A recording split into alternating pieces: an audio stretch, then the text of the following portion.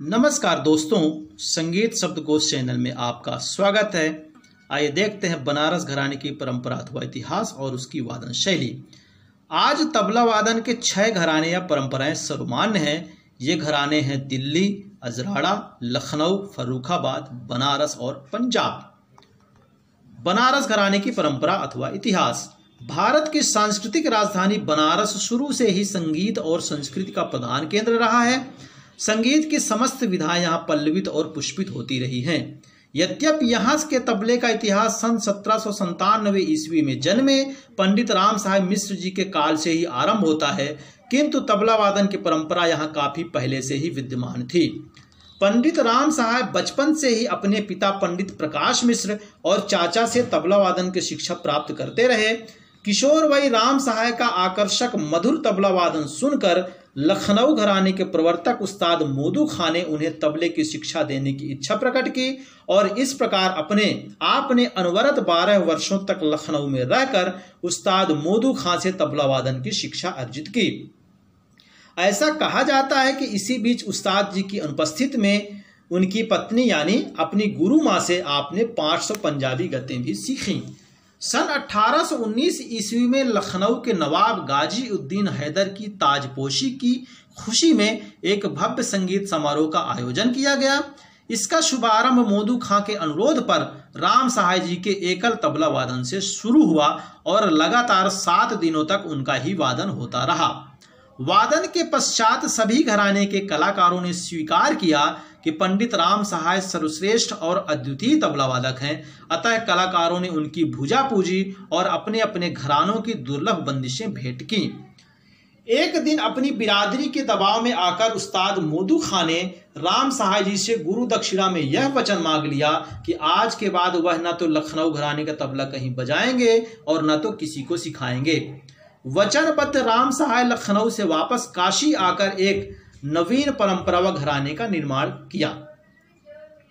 मोदू खां से सीखने के पूर्व भी राम साहब तबला बजाते थे और दूसरे घराने के प्रतिष्ठित उस्तादों और अपनी गुरु मां से प्राप्त पंजाबी गतों की अनुपम बंदिशें होने के साथ आपके पास सृजनात्मक प्रतिभा थी। अतः आपने एक नवीन वादन शैली का सृजन करते हुए बनारस घराने की नींव डाली।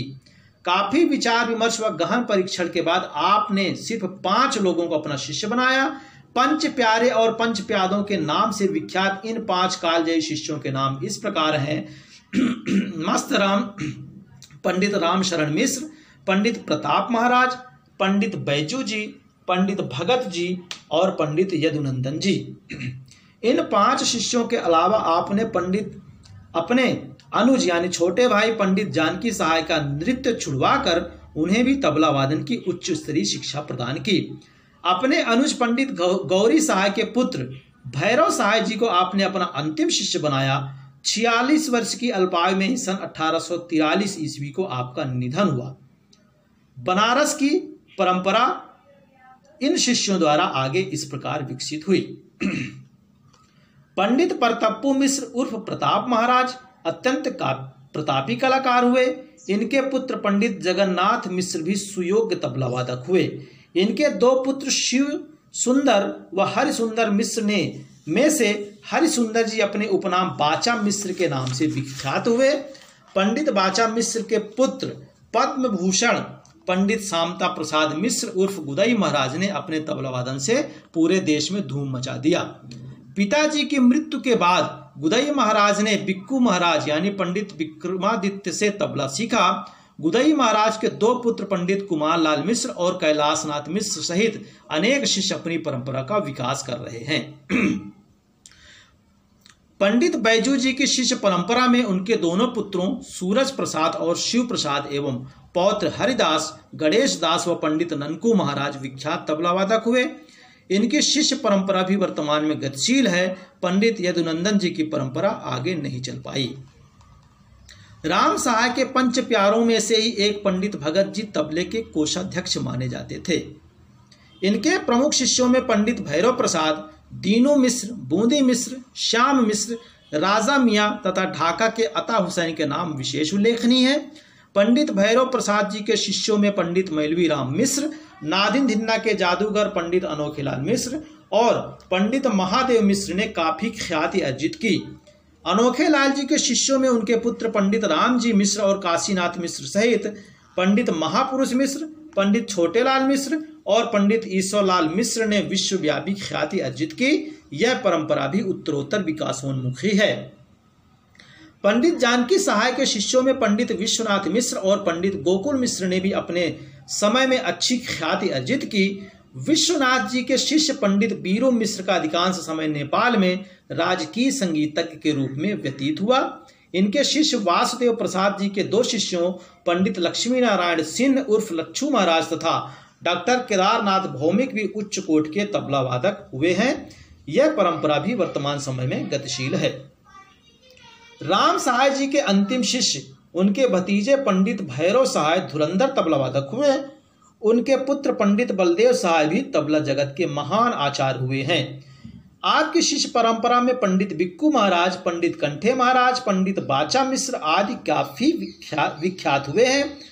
बलदेव सहाय जी के 4 पुत्र दुर्गा सहाय, देवी सहाय, लक्ष्मी सहाय और भगवती सहाय भी अच्छे तबला वादक थे।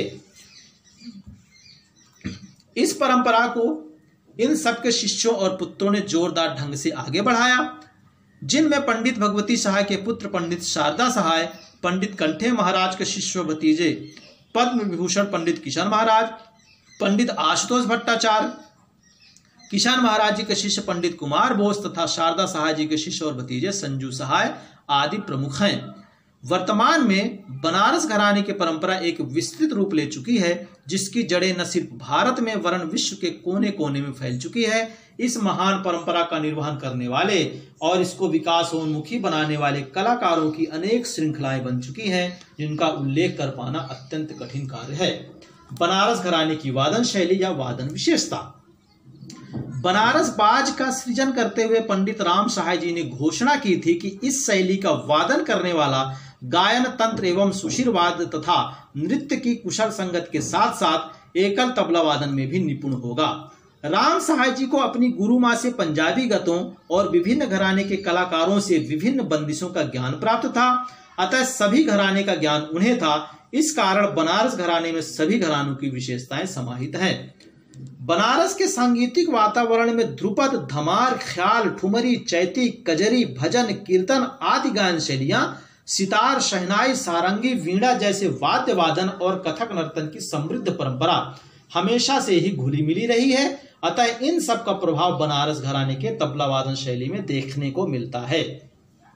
बनारस घराने के प्रमुख वादन शैलियों को हम निम्न बिंदुओं के आधार पर स्पष्ट कर सकते हैं।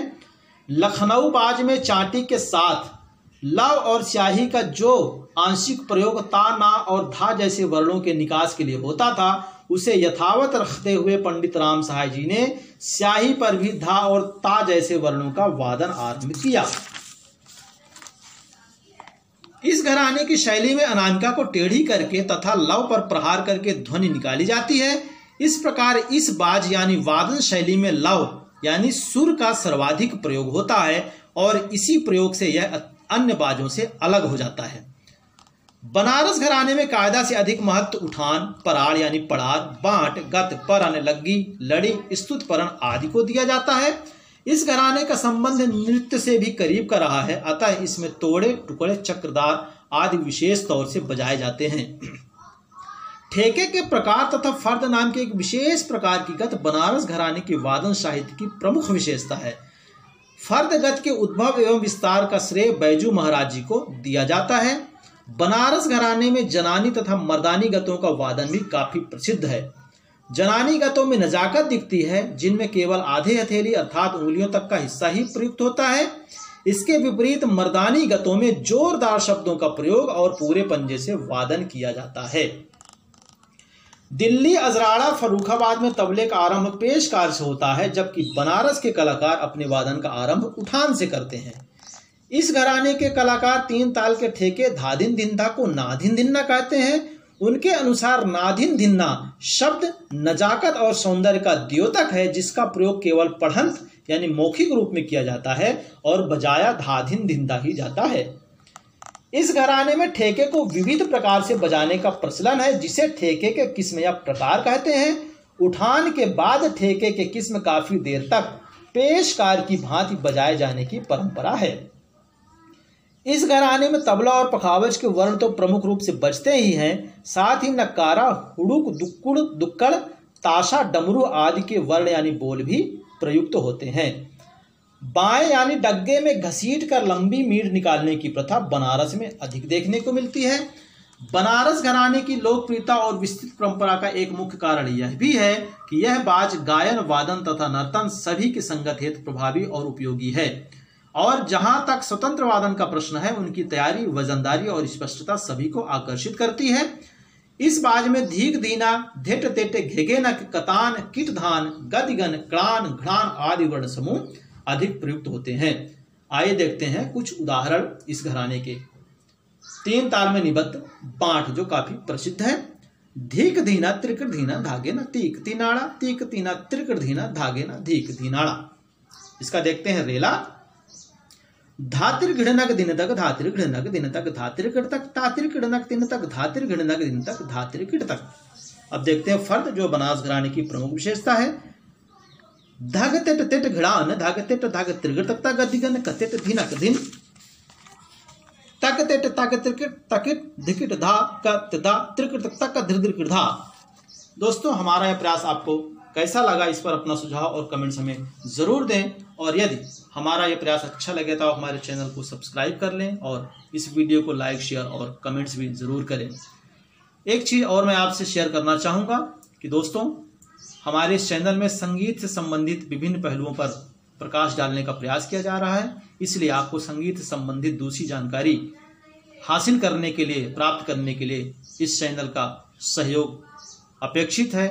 और आप इस चैनल में यानी संगीत शब्दकोश या म्यूजिक डिक्शनरी चैनल को आप सब्सक्राइब करके और इस पर सर्च कर सकते हैं संगीत से संबंधित दूसरी जानकारी प्राप्त करने के लिए। धन्यवाद।